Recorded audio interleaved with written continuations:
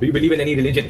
इसका जवाब भी बड़ा सीधा है, नहीं। मेरी राय में जितना भी कुछ मैंने सीखा है दुनिया के बारे में, हमारी प्लैनेट की हिस्ट्री के बारे में, एवोल्यूशन के बारे में, ये सारी चीज़ों को समझकर मैंने जो अंडरस्टैंडिंग डेवलप करी है, मेरी राय में कोई भगवान, कोई अल्लाह, कोई गॉड एग्जिस्ट नहीं। ये साहब जिनको आप देख रहे हैं ये यूट्यूब के बहुत बड़े इन्फ्लुएंसर हैं, सोशल मीडिया पर अच्छे खासे फॉलोअर्स इनके हैं, लेकिन अल्लाह ताला के एग्जिस्टेंस पर यकीन नहीं रखते हैं, यानी बिलीव इन गॉड का मैटर इनके साथ नहीं है। तो हमें ये जान लेना चाहिए कि एक ऐसा शख्स जो अपने आप को दुनिया का सबसे ज्यादा नॉलेजेबल पर्सन माने, अल्लाह पर बिलीव ना करे, वो कैसे कैसे इंटेलिजेंट हो सकता है? नॉलेजेबल पर्सन में कैसे उसका हम आखिर शुमार कर सकते हैं? मुसलमानों, ये वो लोग हैं जिन्होंने दुनियावी तालीम हासिल की, लेकिन इनसे मेरी अपील है, इनसे मेरी रिक्वेस्ट है कि जब आप मजहब इस्लाम के अलिफ से भी वाकिफ नहीं हैं, तो आप मजहब इस्लाम के कवायद व ज़वाबित से आप दूर हैं। अल्लाह ताला के वजूद पर आप जब यकीन नहीं रखते हैं, तो मेरी आपसे अपील है मोहतरम, मेरी आपसे ये अपील है कि आप किताबें जाकर के पढ़ें। हमारे बुजुर्गों ने, हमारे अकाबिरीन ने हजारों सैकड़ों दलील आज से कई सालों पहले दे दिए हैं इसके मुतालिक कि अल्लाह ताला का वजूद है,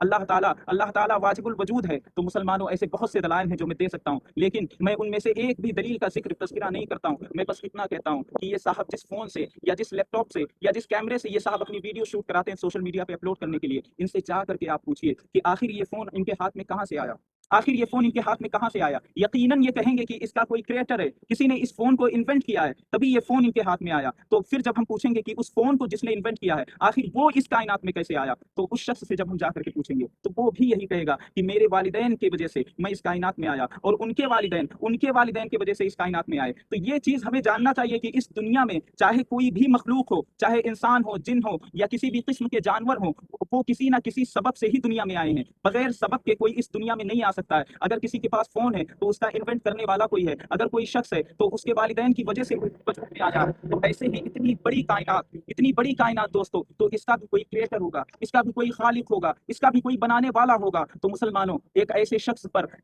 पर आप लोग यकीन करते हैं, एक ऐसे शख्स को आप लोग नॉलेजेबल पर्सन में शुमार करते हैं जो खुदा के वजूद का मुनकिर है, खुदा के वजूद को जो नहीं मानता है। तो आप खुद सोचें, जिसके पास इतनी अकल नहीं है कि वो खुदा के वजूद तक पहुंच सके, आखिर वो कैसे अक्लमंद हो सकता है? वो कैसे अक्लमंद हो सकता है? इसीलिए शायर ने क्या खूब कहा था कि कोई तो है जो निजाम हस्ती चला रहा है, वही खुदा है, वही खुदा है।